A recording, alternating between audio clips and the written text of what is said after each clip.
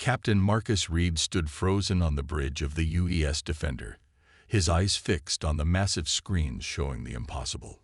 12 alien ships, each larger than the biggest human aircraft carrier, had appeared in Earth's orbit just hours ago. They had moved past all of Earth's outer warning systems without triggering a single alarm. "Sir, they're broadcasting on all frequencies," said Lieutenant Adams, her voice tight with fear. Marcus nodded. "Put it through." The main screen flickered, and a figure appeared. It looked almost human, but not quite. Tall and thin, with pale blue skin and eyes too large for its face.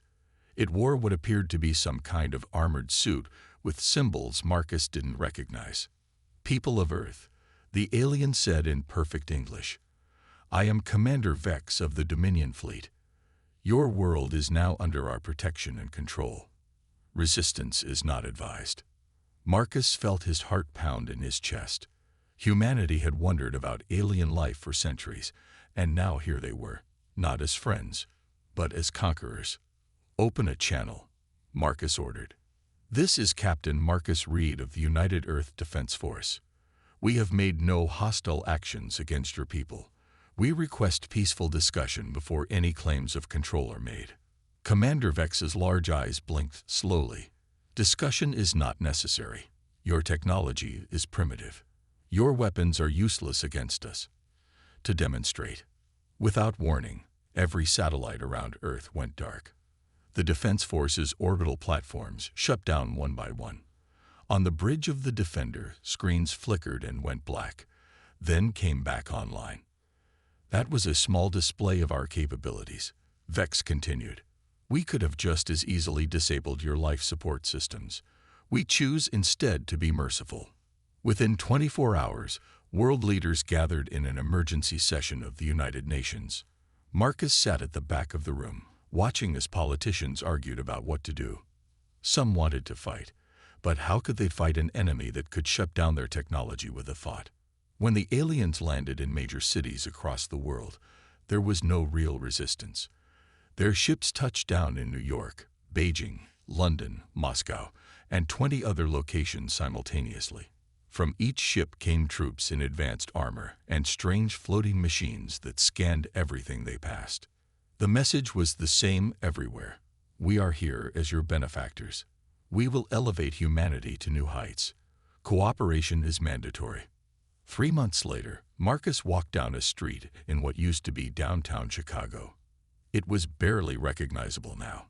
Alien structures rose between the old human buildings, sleek towers of black material that seemed to absorb light rather than reflect it. Dominion soldiers patrolled everywhere, their weapons humming with energy beyond human understanding. He passed a processing center, one of hundreds set up around the world. A line of humans waited to enter, their faces showing a mix of fear and resignation. Nobody really knew what happened inside. The Dominion claimed they were screening humans for compatibility with advanced education, but those who came out were changed. They moved differently, spoke differently, as if something essential had been taken from them. Marcus had his suspicions about what the aliens really wanted. His friend Dr. Anna Wells had contacted him a week ago, asking to meet in secret. As he approached the abandoned subway station where she waited, he checked twice to make sure he wasn't followed. Anna looked terrible, thin and tired, with dark circles under her eyes. But there was a fire in those eyes that Marcus hadn't seen in anyone since the invasion.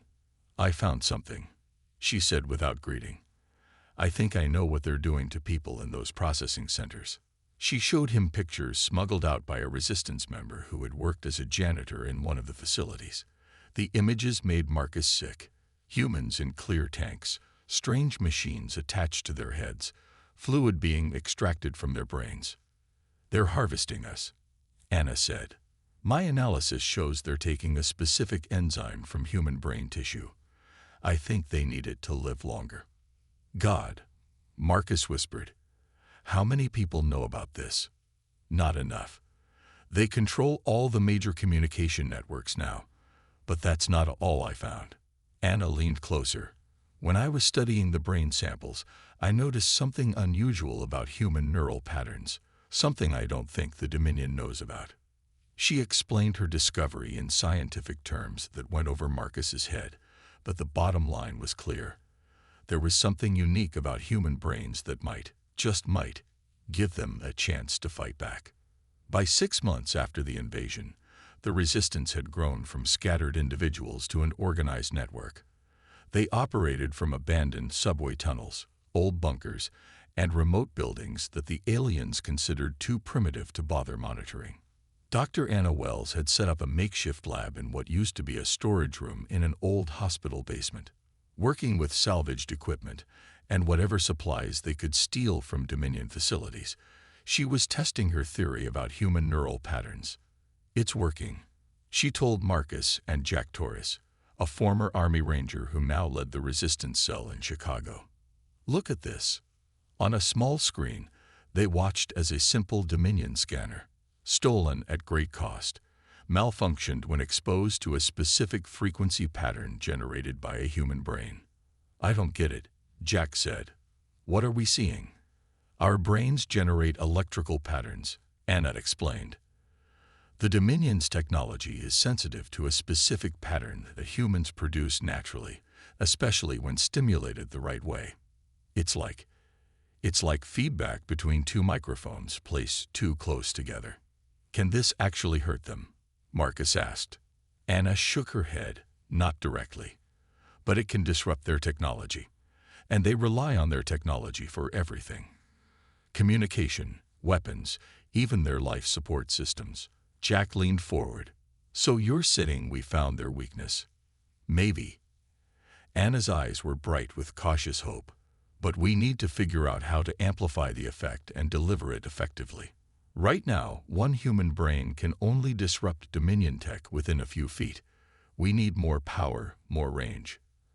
As they talked, above them, in what remained of Chicago, more humans were rounded up for processing. Commander Vex stood on the observation deck of his ship, looking down at the city with satisfaction.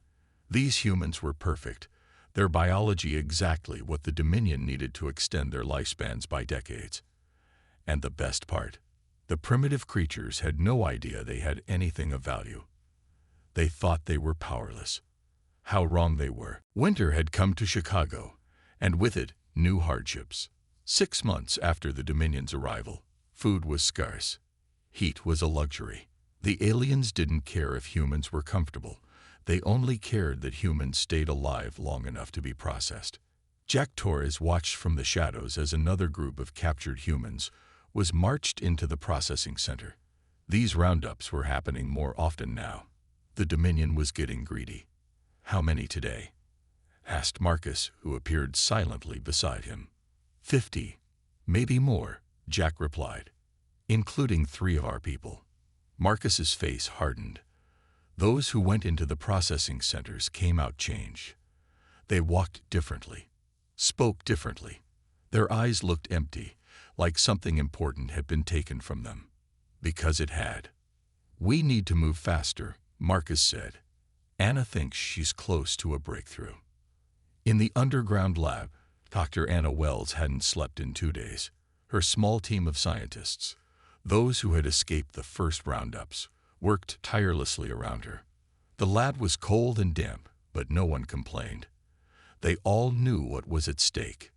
"Play it again," Anna said to her assistant, Tom. Tom pressed a button on a salvaged music player. Classical music filled the room. Bach toccata and fugue in D minor. As the powerful notes echoed through the space, Anna watched the readings on her equipment.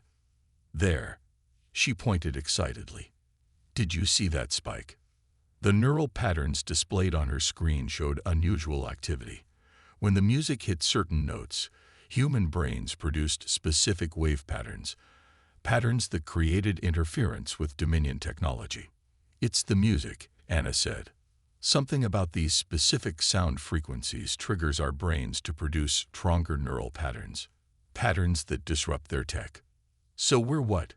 Going to defeat alien invaders with Bach?" Tom asked, half joking. Anna smiled for the first time in weeks. "It sounds crazy, but yes. Music, something the Dominion considers primitive human entertainment. might be our best weapon. When Jack and Marcus arrived at the lab, Anna explained her discovery. The effect is stronger when multiple people hear the same music at once, she said. It creates a kind of resonance. The more humans, the stronger the effect. How do we use this? Jack asked. We can't exactly hold a concert in the middle of a Dominion base. Anna pulled out a small device that looked like an ordinary earpiece, the kind the Dominion allowed humans to use for basic communication. We modified these, she explained. They play the specific frequencies that trigger the neural response, and they also amplify the brain's output. With one of these, a single person can disrupt Dominion tech within about 50 feet. Marcus picked one up, turning it over in his hand. You're saying we can turn humans into walking jammers? Exactly, Anna nodded. And they won't know what's happening until it's too late. Commander Vex was concerned. Production at the Chicago Processing Center had dropped by 15% in the last week. Equipment malfunctions were becoming common.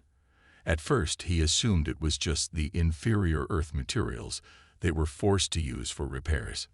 Now he suspected something else. Increased surveillance in sectors 7 through 12. He ordered his second-in-command. Focus on any unusual human gatherings. Yes, Commander, the officer replied. Also, we've detected unusual communication patterns in the old underground transit system. Should we send a patrol? Vex considered this. No. Place monitoring devices at all known entrances. If the humans are hiding down there, I want to know what they're planning before we move in. Jack led a team of 20 resistance fighters through the abandoned subway tunnels. Each person wore one of Anna's modified earpieces. They had trained for this mission for 2 weeks, but everyone was still nervous. This would be their first real strike against the Dominion. Remember the plan, Jack said. We activate the devices when we're within range of the target. We free as many people as we can from the holding area. Then we get out. Don't try to be heroes. The target was a small Dominion outpost that served as a collection point before people were taken to the main processing center. Intelligence suggested about 30 humans were being held there, guarded by only a handful of Dominion soldiers. As they approached the surface, Jack could feel his heart pounding. Devices on in 3, 2, 1. Now. 20 humans reached up and pressed their earpieces simultaneously. For a moment, nothing seemed to happen. Then they heard it, the distinctive sound of Dominion alarm systems, followed by confused shouting. Jack led the team up to the street level. The scene was exactly what Anna had predicted. The Dominion's energy barriers around the building were flickering. The soldiers' weapons were malfunctioning, showing error lights. Even their communication devices were failing. Move in, Jack ordered. The resistance fighters rushed the building. The Dominion soldiers, unused to their technology failing, were caught completely off guard. Within minutes, the outpost was under human control. Jack found the holding cells and released the captives. We're getting you out of here, he told them. Stay quiet and follow us. As they prepared to retreat, Jack heard a familiar voice call his name. His sister Maria was working with another team of fighters to gather Dominion data devices. Jack, we found something big. Files on all the processing centers and what they're doing there. Grab what you can, but hurry, Jack told her. Their backup systems will kick in soon. They were almost clear when the first reinforcements arrived. 3 Dominion transport vehicles appeared at the end of the street, unloading soldiers. Run, Jack shouted. Back to the tunnels. Most of the group made it, but in the chaos, Jack lost sight of Maria. When he did a head count in the safety of the tunnels, she wasn't there. Where's Maria? He asked desperately. One of the other fighters shook his head. They got her, Jack. I saw them take her. The news of the raid spread quickly through the resistance network. For the first time, humans had successfully attacked a Dominion outpost. More importantly, they now had proof of what was happening in the processing centers. In the lab, Anna examined the stolen Dominion devices. This confirms everything we suspected, she said grimly. They're extracting a compound from human brains, something they call essence, that extends their lifespans. But we hurt them today, Marcus said. We showed they're not invincible. On his private command ship, Commander Vex received the report of the raid with cold fury. How is this possible? He demanded. How could their primitive weapons overcome our technology? Not weapons, sir, his officer replied. Our systems just failed, all at once. Vex's eyes narrowed. Perhaps these humans weren't as simple as the Dominion had assumed. Send a message to the homeworld, he ordered. Request additional security forces, and find out how they did this. In the Resistance base, Jack stared at a photo of himself and Maria. We'll get her back, Marcus promised, putting a hand on his shoulder. Yes, we will, Jack replied. And then we'll make them pay for everything they've done. The Resistance had found humanity's hidden strength. Now they needed to use it before the Dominion discovered how to counter it, and before it was too late for Maria and thousands of other captured humans. The main Resistance base was busier than ever. The successful raid had brought hope, something in short supply since the Dominion arrived. People moved with new purpose through the old subway tunnels that formed their underground headquarters. In her lab, Anna worked tirelessly to improve the neural amplifiers. The current versions worked, but they had limitations. The range was too short, and the batteries only lasted a few hours. We need something stronger, she told Marcus as he brought her a rare cup of coffee. Something that can affect an entire Dominion base at once. You look like you haven't slept in days, Marcus said. Anna gave a tired smile. Sleep is for people who aren't being harvested by aliens. Across the room, Tom was examining the Dominion devices they had stolen during the raid. Anna, you need to see this, he called. The data confirmed their worst fears. The Dominion wasn't just taking humans for the brain enzyme. They were increasing their quotas. According to the files, they planned to process 10,000 humans per week in Chicago alone. They're getting desperate for this essence, Anna said. But why the sudden hurry? The answer came from a new member of the Resistance, a human translator who had worked for the Dominion before escaping. Their soldiers are dying, he explained. Something about Earth's atmosphere is toxic to them over time. They need more of the enzyme to counteract the effects. Jack Torres had been quiet since Maria's capture. Now he spoke up. So they're killing more of us because they're dying faster. Yes, the translator nodded. And it's only going to get worse. In the main processing center, Maria Torres sat in a small cell. She had been questioned for hours about the Resistance, but had revealed nothing. Now she waited, knowing what happened to prisoners here. A guard appeared at her cell door. Time for processing, he said in the flat voice all Dominion soldiers used when speaking to humans. As they led her down a long hallway, Maria noticed something strange. Some of the Dominion systems were glitching, lights flickering, doors opening and closing on their own. The guards seemed concerned, checking their weapons more often than usual. They reached a large room filled with clear tanks. In each tank floated a human, connected to machines that hummed softly. Some were still awake, their eyes wide with fear. Others had already gone through the procedure and stared blankly at nothing. Maria felt terror rise in her throat. Then she noticed something else. One of the machines was sparking.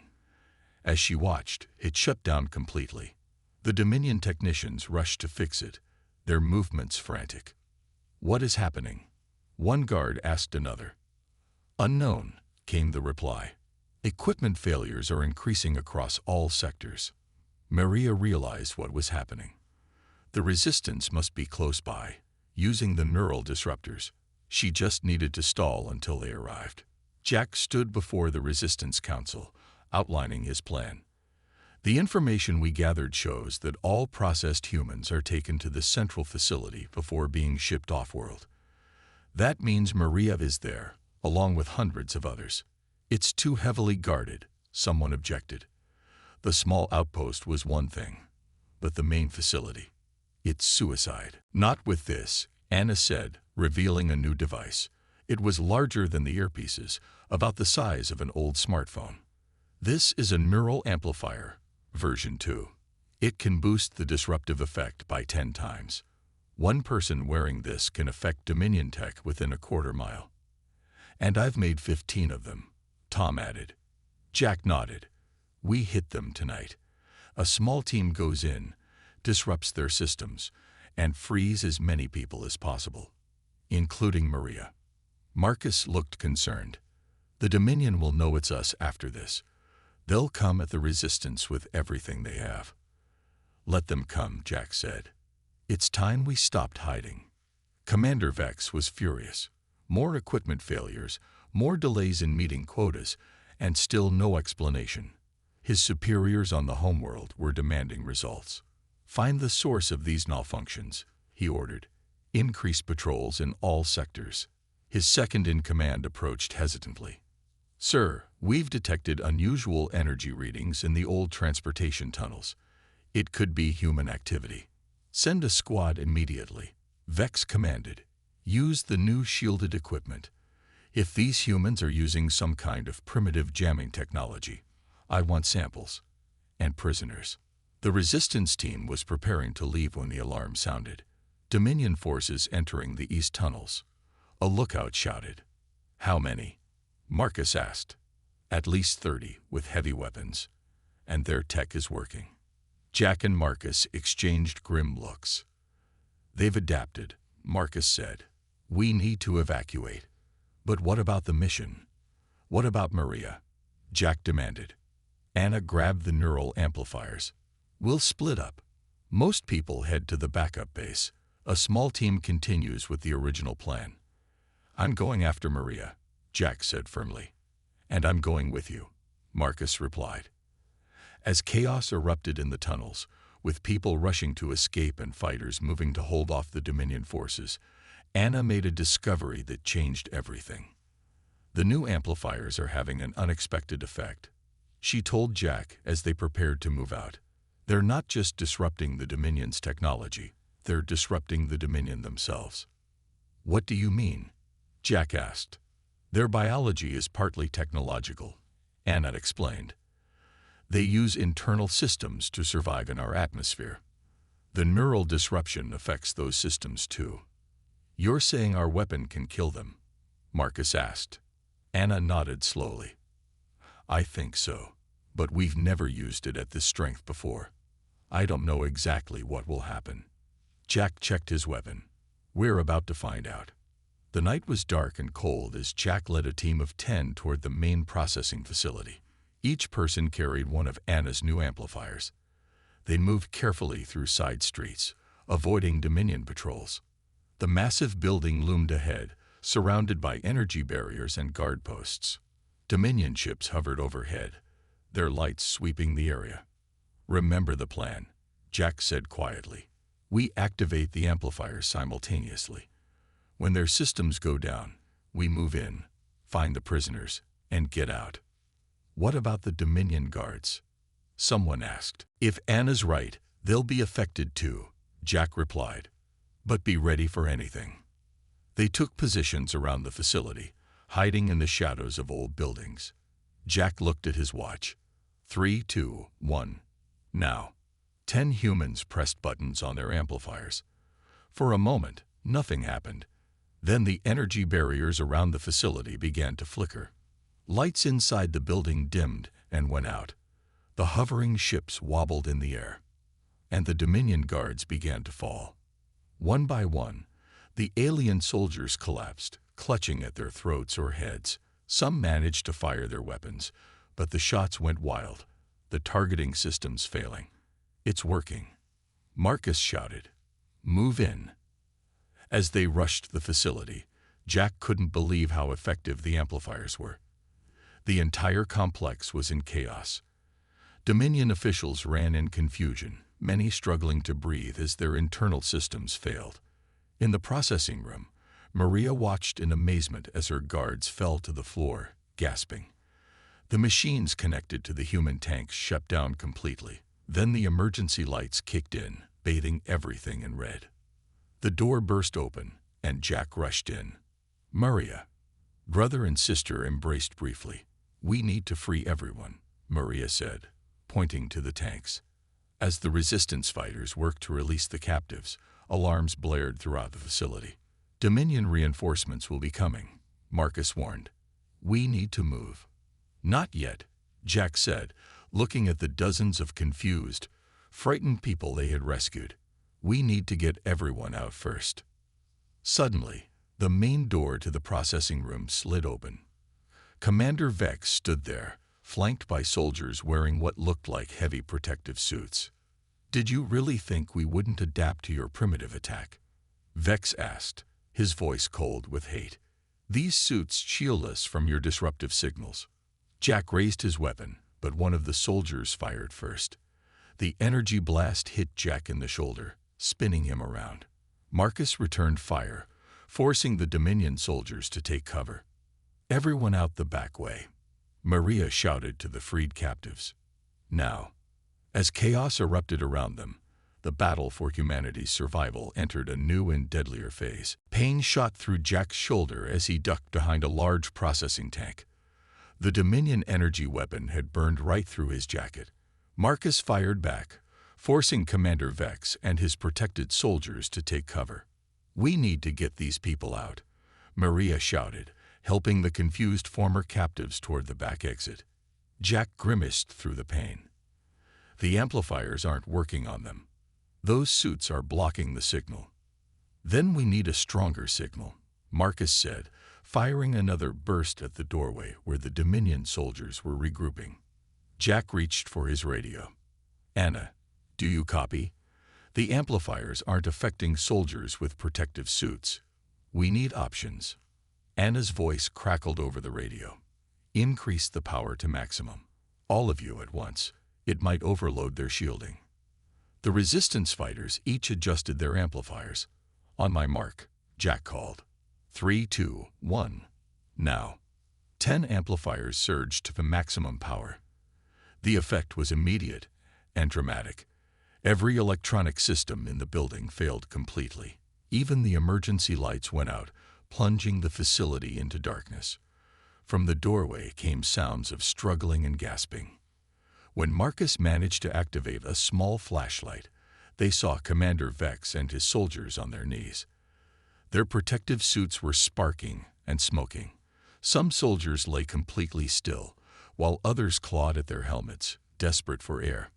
Vex looked up, his large eyes filled with hatred, and for the first time, fear. "What have you done?" he gasped. Jack didn't answer. "Everyone move out now. Head for the evacuation point." As the resistance fighters led the freed captives out through the back of the facility, Jack looked back one last time. Commander Vex had stopped moving, his body slumped against the wall. Whether he was dead or just unconscious, Jack couldn't tell. 3 days later, the resistance base was buzzing with activity. The successful raid on the main processing facility had dealt a serious blow to the Dominion. More importantly, it had shown that humans could fight back effectively. In the command center, a repurposed subway station platform, Marcus studied the maps spread across a table. Reports were coming in from resistance cells all over the world. The neural amplifier technology had been shared, and similar raids were being planned globally. Jack entered, his arm in a makeshift sling. "How's Anna doing with the broadcast system?"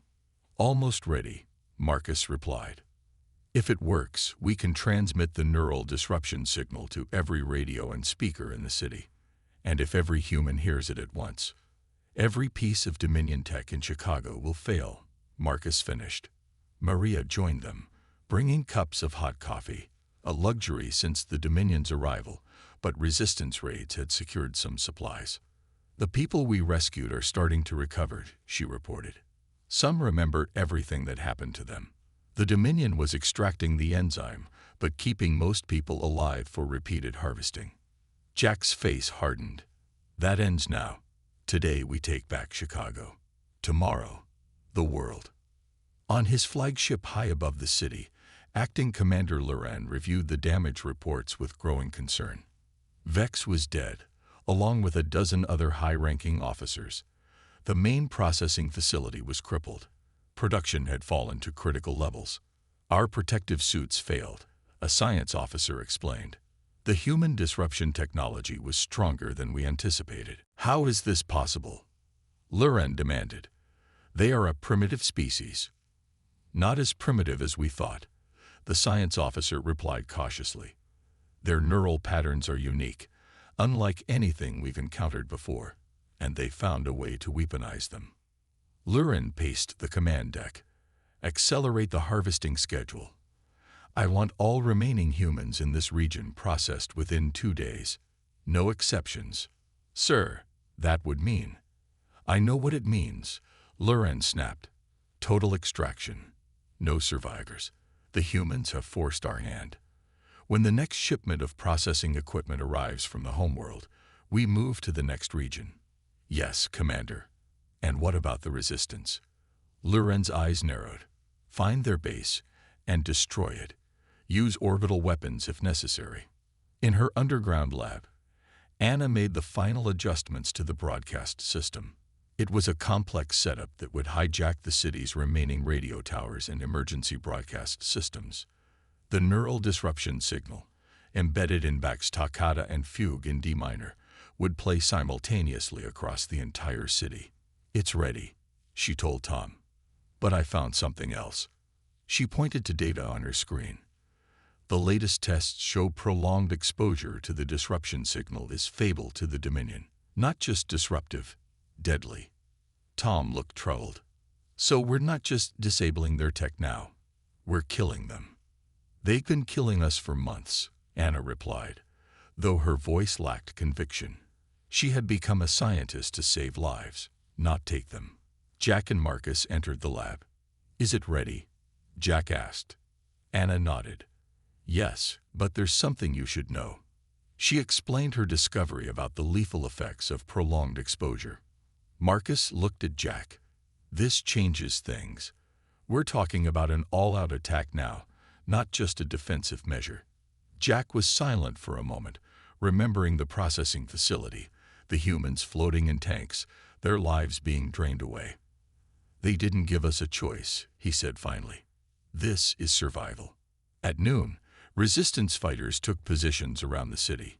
Each carried a small radio tuned to the resistance frequency. Their mission was simple but crucial. When the neural disruption began, they would help civilians reach safety and target any Dominion forces not affected by the signal. In Dominion bases across Chicago, alien soldiers prepared for their final push to round up the remaining humans. Luren had ordered all-out efforts, with no concern for keeping the harvesting secret anymore. Speed was all that mattered now. In the Resistance Command Center, Anna sat at the broadcast controls. Ready whenever you are, she told Jack. Jack looked at the faces around him. Marcus, Maria, Tom, and dozens of others who had fought against impossible odds. Send it, he said. Anna pressed the button. Across Chicago, every working speaker, radio, and communication device began playing Bach's powerful music. The effect was immediate. Dominion ships hovering above the city wobbled in the air, some crashing into buildings. Energy barriers around alien facilities flickered and died. Weapons systems failed, and the Dominion soldiers began to fall. Luren was in mid-sentence when the music started playing through the flagship's communication system. What is that noise? He demanded. Then pain shot through his head as his internal breathing apparatus failed. Around him, the command crew collapsed one by one. With his last strength, Luren activated the emergency distress beacon. As darkness closed in, he sent one final message to the Dominion homeworld. Humans, more dangerous than we knew. Avoid Earth at all costs. On the streets of Chicago, humans emerged from hiding places to see Dominion soldiers and officials lying motionless. The massive alien ships hung dead in the air, their engines silent. After months of fear and helplessness, the city belonged to humanity again. But the war was far from over. The Dominion had bases all over the world, and reinforcements were surely on the way from their homeworld. The Resistance would need to move quickly to spread the technology and prepare for what came next. As Bach's music continued to play across the city, Jack looked at the sky where the Dominion ships had once moved freely. "This is just the beginning," he said quietly. Marcus nodded. "But now they know. They thought we were powerless. And we had a deadly surprise," Maria finished. 1 week after Chicago's liberation, the pattern repeated across the globe. London, Tokyo, Moscow, Beijing, New York. City after city broadcast Bach's music, and city after city was freed from Dominion control. Humanity had found its weapon, and nothing could stop its spread. In the Chicago Command Center, now moved to an above-ground building that once housed a radio station, Jack, Marcus, Anna, and Maria gathered around a global map. Green lights showed liberated cities, while red indicated areas still under Dominion control. "Most major population centers are free," Marcus said, "but the Dominion still holds their main headquarters here." He pointed to a massive complex outside of Denver. "That's where they're coordinating from," Jack said. "And according to the intel we gathered, they've set up some kind of defense against our neural weapon there." Anna studied the satellite images of the facility. "They've built jamming towers around the perimeter. Our broadcast won't reach inside." "Then we need to get inside," Maria said simply. "A team with amplifiers, right in their command center." Jack nodded slowly. "A direct attack on their headquarters. They won't be expecting that." "It's suicide," Marcus warned. "Not if we all go," Jack replied. "Not if we bring everything we have." High above Earth, the Dominion Fleet Commander Zan reviewed the catastrophic reports from the surface. In less than 2 weeks, their entire operation had collapsed. Processing centers destroyed, ships grounded, soldiers dead.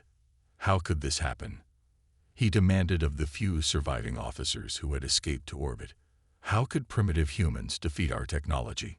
No one had a satisfying answer. Their initial scans of Earth had shown humans to be technologically inferior, biologically compatible for harvesting, and militarily weak. Nothing had suggested they could develop a weapon that attacked the very foundation of Dominion technology and biology. The emergency signal from Acting Commander Loran mentioned a neural attack, one science officer said. Something about human brain patterns being weaponized. Zan made his decision. "Prepare the cleansing protocol. If we cannot harvest this world, we will sterilize it. Begin bombardment of major population centers immediately." "Sir," his second-in-command said hesitantly, "should we not wait for approval from the homeworld?" "There is no time," Zan snapped. "The humans are spreading their weapon globally. We must act now or lose everything." On Earth, the Resistance's plan came together quickly. Teams from across America converged on Denver, bringing weapons, vehicles, and neural amplifiers. It would be humanity's largest coordinated attack, a direct assault on the heart of the Dominion's Earth operation. Meanwhile, Anna had made another discovery. "We can broadcast the neural disruption signal through the satellites we've recaptured," she explained to the leadership team. "Not just to Earth, but to the Dominion ships in orbit." "Will it reach that far?" Jack asked. "I think so," Anna replied. "Their ships are designed to receive signals from the surface. We can use their own communication network against them." As preparations continued, a Resistance intelligence team intercepted a Dominion transmission.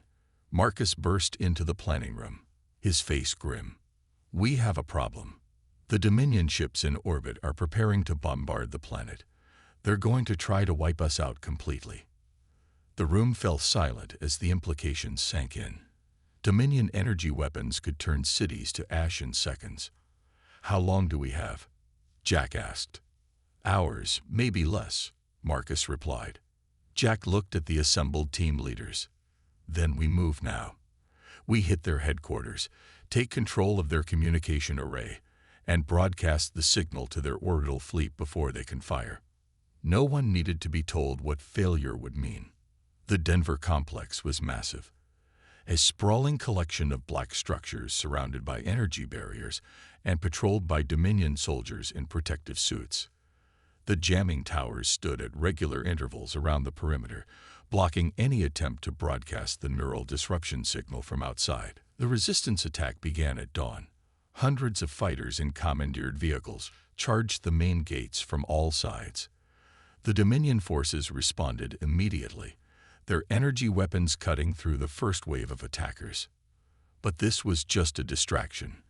While the main force engaged the Dominion soldiers at the gates, smaller teams approached from underground, using old maintenance tunnels that the aliens had deemed too primitive to guard properly. Jack led one of these teams, with Marcus, Maria, and Anna close behind. Each carried a neural amplifier set to maximum power. Their goal was the central communication tower that linked the headquarters to the orbital fleet. "Remember," Jack told his team as they prepared to emerge from the tunnels, "we only need to get close enough for the amplifiers to work. Then we fight our way to the tower." They emerged inside the perimeter, behind the main Dominion defenses. Alarms were already blaring as the frontal assault drew the aliens' attention. "Now," Jack ordered. 20 humans activated their neural amplifiers simultaneously. The effect was immediate. Nearby Dominion soldiers stumbled and fell.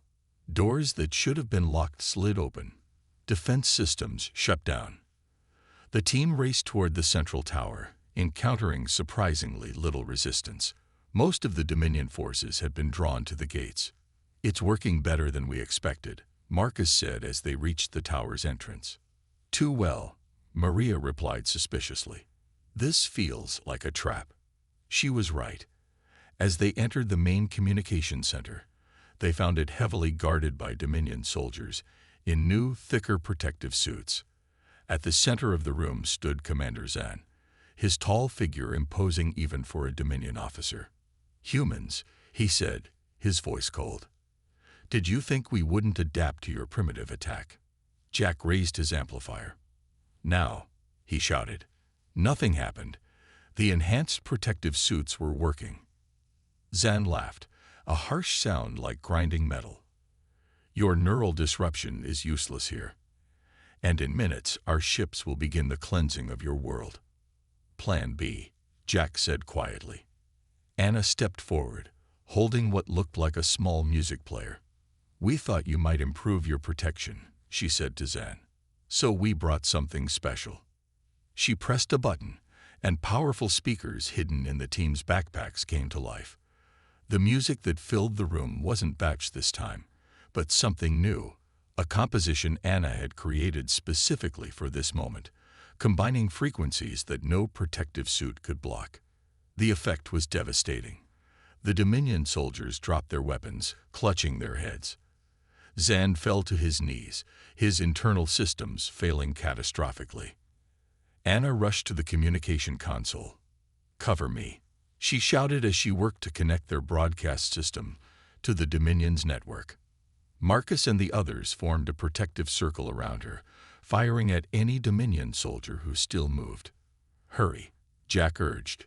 Their ships could start firing any minute.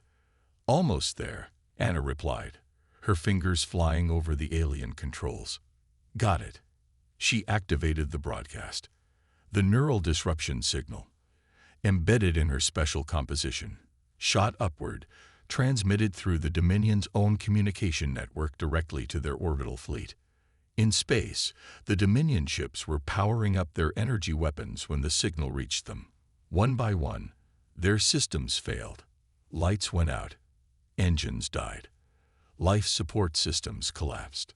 The massive vessels drifted helplessly in orbit, their crews incapacitated or dead. Earth was saved. In the Denver headquarters, Jack stood over the fallen Commander Zan. "You chose the wrong planet to invade," he said. Zan looked up, struggling to breathe as his systems failed. "How?" he gasped. "You were primitive, powerless." "No," Jack replied.